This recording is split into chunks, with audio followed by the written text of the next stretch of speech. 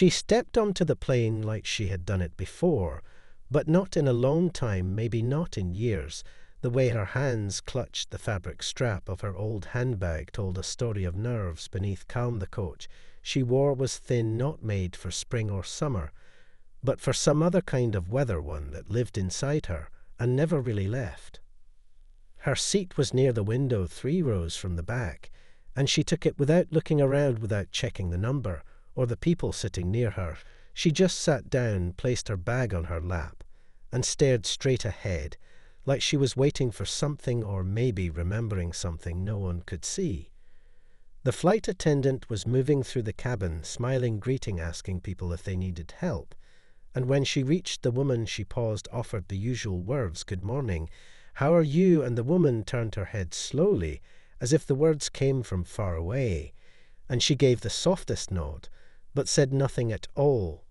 The smile on the attendant's face stayed for a moment longer than normal, then faded, just a little, not in a rude way, but the kind of change that happens when something does not feel quite right. She looked again at the woman, at her hands, at the quiet way she held herself, and then moved on. More passengers boarded the plane. Conversations rose and fell. Bags thudded into overhead bins, the kind of background noise people stopped noticing. But the woman did not shift. She did not glance at the window. She did not even blink much. She was not scared, at least, not in the way people usually look when they are afraid, but there was something about her posture that made the man sitting beside her keep glancing over, trying to see if she might need something, or if maybe she just wanted space. The engines started to hum, the cabin lights flickered and dimmed, and still she did not move, not when the safety announcements played, not when the captain made a joke that got a few tired laughs. From the front rows she just sat, as if none of it mattered, or maybe as if it mattered too much. The flight attendant returned during taxi, did the last checks, looked at the quiet woman again, and leaned down closer this time, her voice a bit lower, a bit softer. "Excuse me, ma'am, are you feeling all right? Can I get you anything?" But the woman only looked up for a moment and nodded again. Her lips parted like she might say something, but no sound came, and she quickly looked away.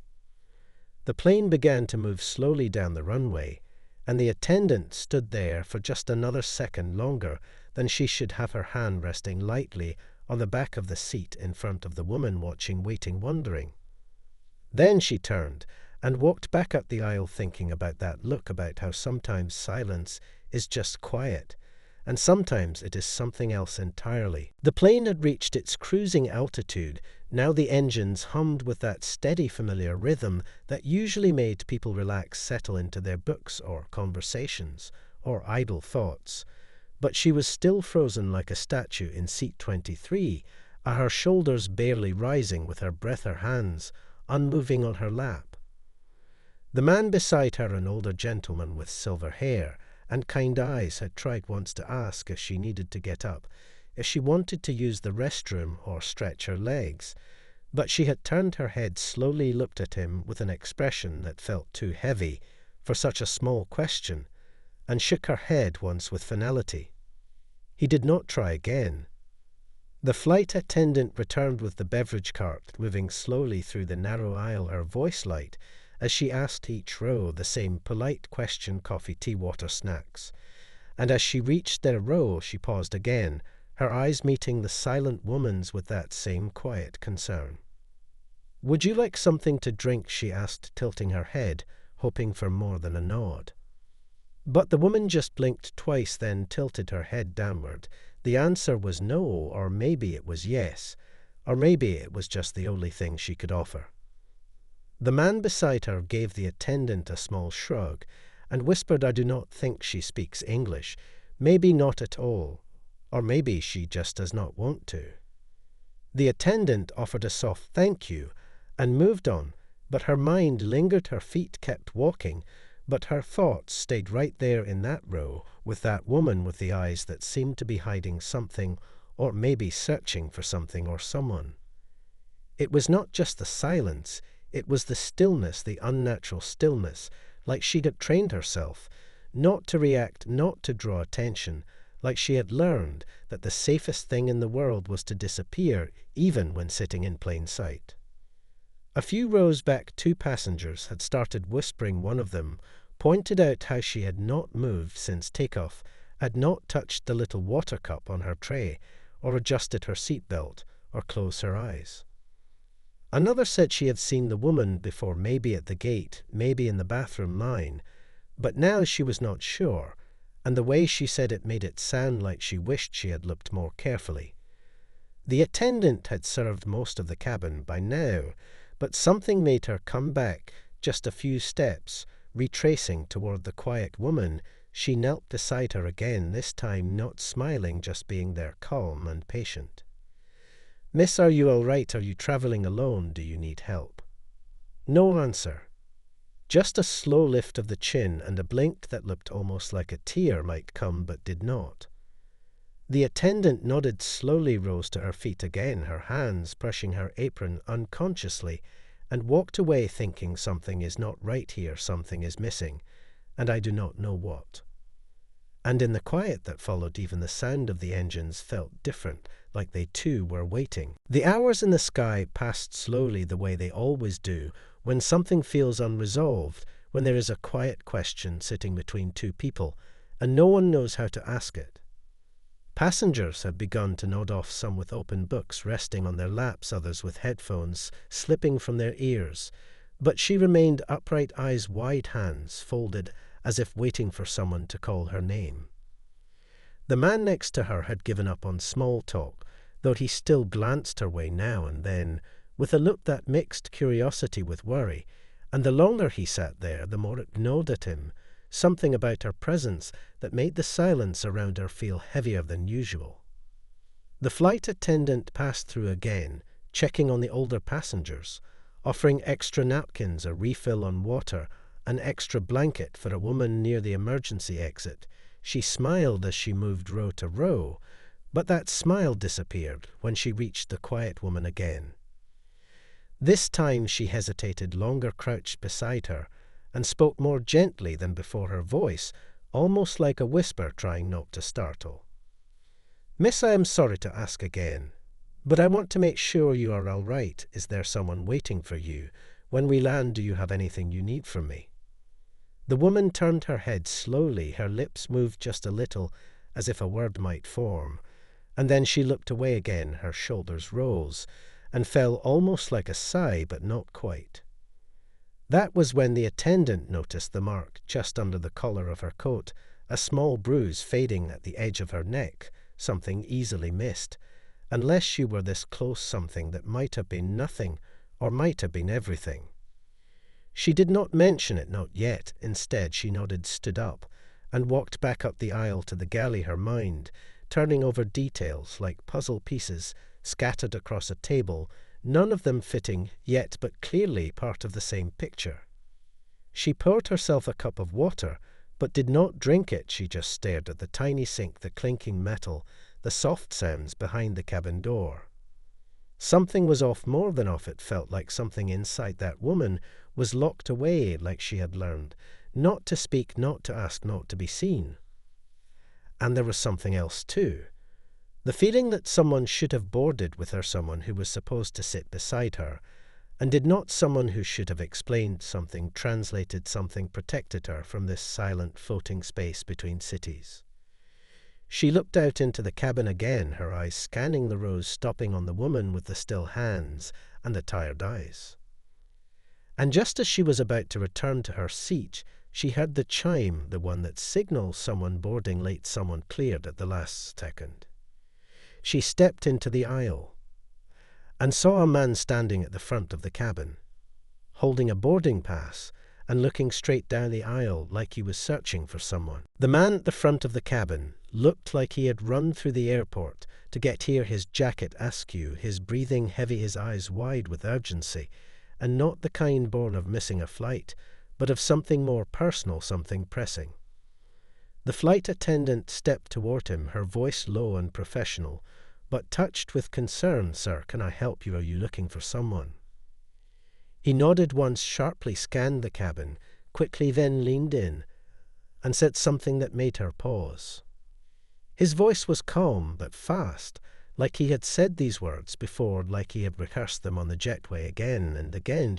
She is here. She should be. She cannot speak. She cannot hear. She reads lips. I need to see her. The attendant blinked once, her thoughts snapping together like magnets, the silence, the stillness, the way the woman had not reacted to anything, the bruise, the notes instead of words. She turned and pointed toward the back of the cabin, her voice barely more than a whisper. Seat 23A. The man thanked her and walked quickly but carefully down the aisle, eyes never leaving that row. Passengers turned to look as he passed one by one, sensing the shift in the air, that something important was happening, something they were not quite a part of but could not ignore. The quiet woman in 23 sat the same as before, hands still folded, eyes still wide, as if the whole world were rushing by and she was waiting for it to stop. Then she saw him. Her eyes changed in an instant, not just surprise, but something deeper, something like recognition or safety, or maybe relief. Her mouth opened slightly as if to speak out of habit, then closed again. He knelt beside her without hesitation, his hands moving in fast, precise gestures, not frantic, but urgent, telling her something, asking her something, explaining something. She stared for a moment, then began signing back slower, more hesitant, like someone waking up from a long sleep, unsure if they were still dreaming. The passengers nearby could not understand the language, but they understood the moment. The air in the cabin felt different, quieter than before, like the silence had taken on new meaning. The flight attendant watched from a few rows away, her hands clasped tightly in front of her chest, as if holding back a question, or maybe 100 questions. The man turned briefly and gave her a nod, one filled with quiet gratitude, and then returned his attention to the woman, who now looked at him, not with confusion, but with something close to peace. There was still no sound from her, but there was understanding, and for the first time since she boarded the plane, she moved. She reached out, gently touched his wrist, as if to ask something, and he nodded. She was not alone anymore. And even though nothing had been said out loud, everyone nearby understood that something important had just taken place right in front of them, something they could feel, even if they could not explain. The man and the woman sat there in the quiet aisle, their hands moving quickly, like they were catching up on lost time, like there were things between them that had to be said before the plane touched down, and the world outside that tiny cabin came rushing back. The flight attendants stood a few rows back, her gaze never leaving the pair, wondering what was being said, what was happening, that none of the other passengers could see. The way the woman's face softened, like a weight was being lifted, but there was still something behind her eyes, something that didn't seem to be gone yet. The man signed something, and the woman nodded gently, her hands still moving but slower, narrow, like she had started to trust the space between them. And the flight attendant felt a strange pang of regret for not noticing sooner, for not realizing sooner that there had been something there all along, something not immediately visible to the eye, but impossible to ignore once you saw it. The plane tilted slightly as it began its descent. The sound of the engines shifted from a steady hum to something deeper, almost like a distant growl, a reminder that they were not just floating in the air, but headed somewhere specific. And the woman's eyes flickered toward the window for the first time since boarding, as if she was remembering something she had buried far down and wasn't sure if she was ready to face. The man said something more, and her hands froze for a split second, her body tensed. And even though she didn't speak, the entire cabin felt it, that sudden shift, the way her silence deepened the tension now crackling between them like something unsaid that hung in the air, waiting for the right moment to come out. The flight attendant took a deep breath and glanced at the others around her. They were all lost in their own worlds, some looking at their phones, some closing their eyes, the hum of the plane almost lulling them into a false sense of peace. But she couldn't shake the feeling that the quiet woman in 23 wasn't just another passenger. She wasn't just someone who had boarded a flight to go home or on vacation. No, this felt different. And the more she watched, the more she realized how little she truly knew about the people who sat in front of her every day. She hadn't noticed it until now, but there was a subtle bruise just below the collar of the woman's coat, something small but undeniable, and it made the flight attendant wonder if the woman had been running from something or someone, if she had boarded that plane not to reach a destination, but to escape from something that had followed her from far away. The man's hands paused again, as if he was waiting for something, waiting for her to answer, but the woman only looked at him with an expression that told a story, without words, one of hesitation, one of fear, but also of something like hope, something like the softest promise that maybe this time she could be heard, maybe this time she could speak without saying a single word. And just then the plane gave another sharp tilt as it began its final approach to the runway, and in that moment the world outside felt so far away, so small, compared to the two people sitting there on the verge of something life-changing, and all the flight attendant could do was watch and wait and wonder what would happen next. The woman's hands were trembling now ever so slightly, and though she tried to hide it, the flight attendant saw it from where she stood watching the two of them across the aisle.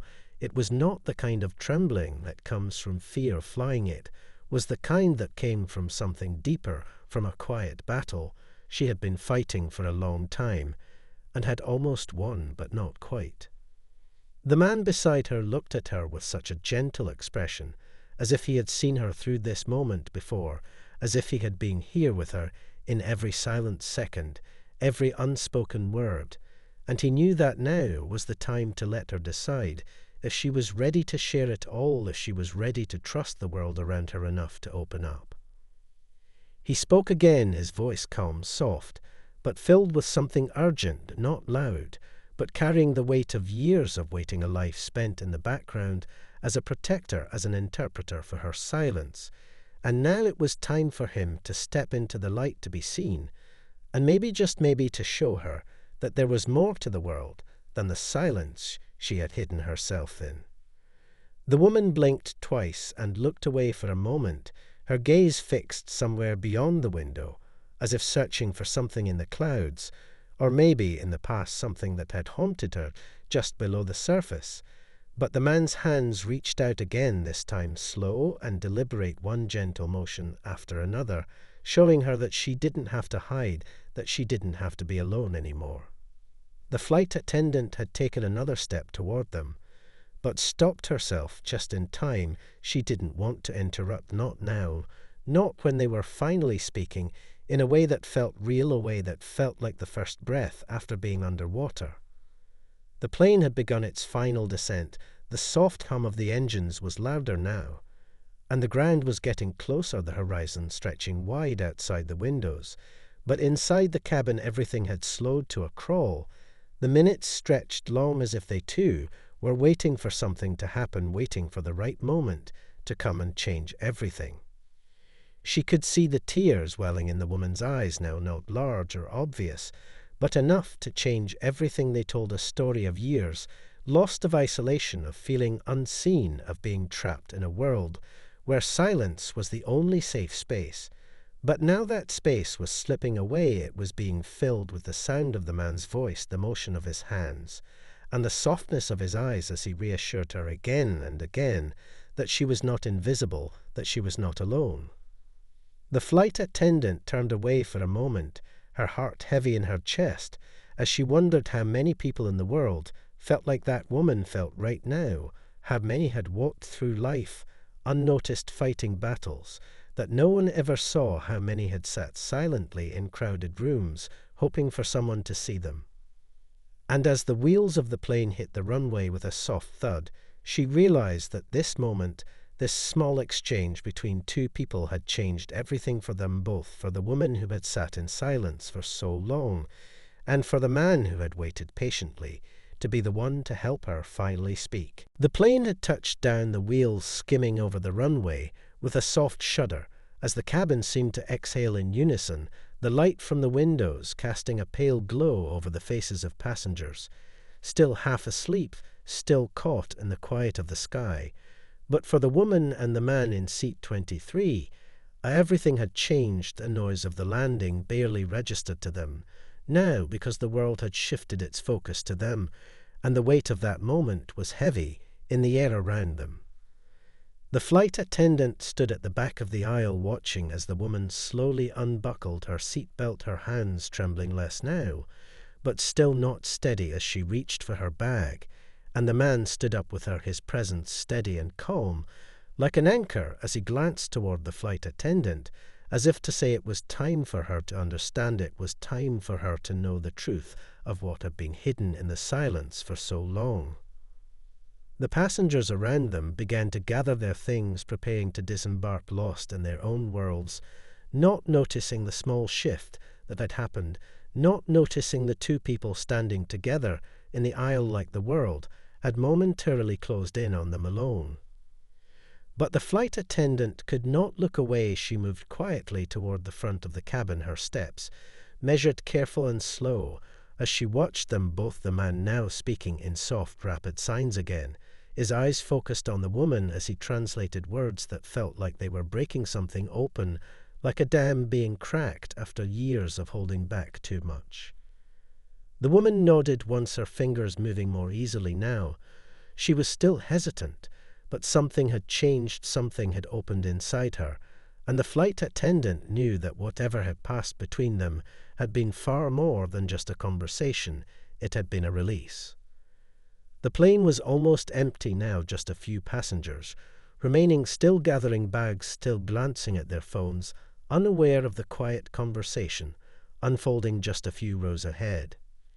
She stepped forward again, her voice almost a whisper, sorry to intrude, but I wanted to make sure you're all right now that we're landing. The man looked at her, then nodded slowly, his eyes kind but firm. We're all right, he signed, but there was a heaviness in his expression, a quiet grief that had not quite lifted from his shoulders. The woman turned to him, then looked at the attendant. For the first time in a long time she met someone's gaze. She didn't look away. She didn't turn inward. She simply held their eyes with something almost like trust, and the flight attendant could see it, then the life in her face, the flicker of hope that had been hidden under the weight of years of silence.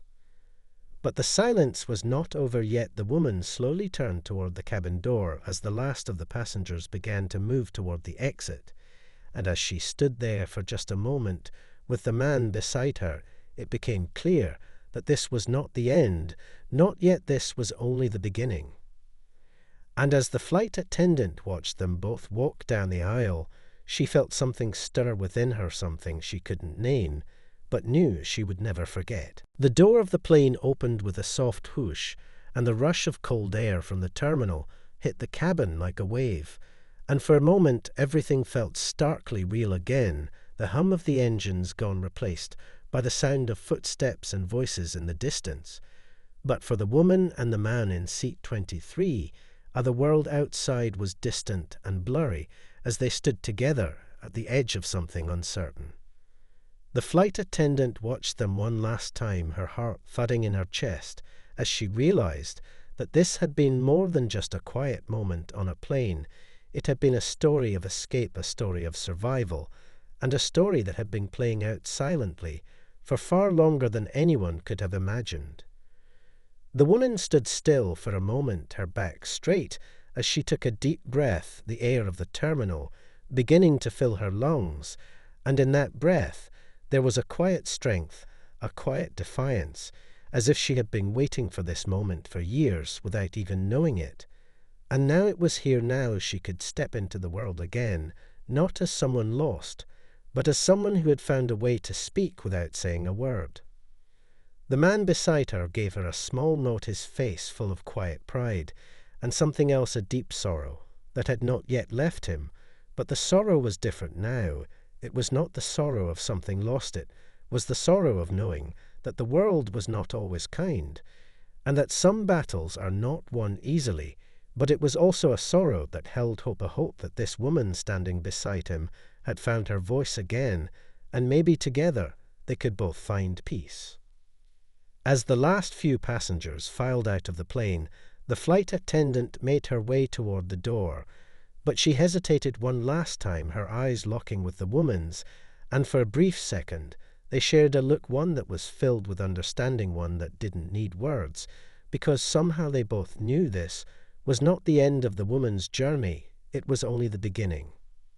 The man spoke again this time, his voice barely a whisper, but clear enough for the flight attendant to hear. "She's not from here," he signed, and his eyes shifted toward the woman with a tenderness that made the flight attendant feel like she was witnessing something sacred, a secret being revealed after years of silence. She wasn't sure what he meant exactly, but she didn't need to know the details to understand what had happened, what had passed between them in those quiet moments on the plane, the healing that had begun, the story that was unfolding before her eyes. As they walked off the plane together, the woman took a final glance back at the cabin, and the flight attendant saw the small, almost imperceptible smile on her lips. It was a smile that didn't have to be explained. It was a smile of someone who had been found, someone who had been seen, and someone who was no longer invisible.